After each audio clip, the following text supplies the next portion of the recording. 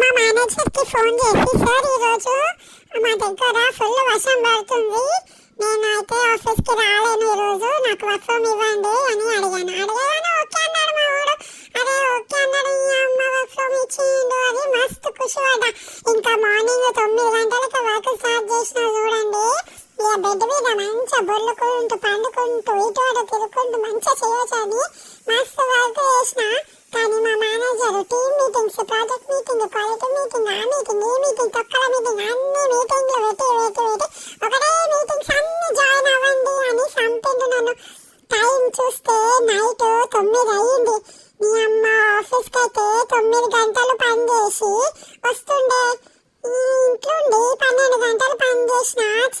అమ్మ ఆఫీస్కి పోవడే మంచిగా ఉంది కదా, మళ్ళీసారి వర్క్ ఫ్రమ్ అడగకుండా చేసిండు కదరా మా మేనేజరు.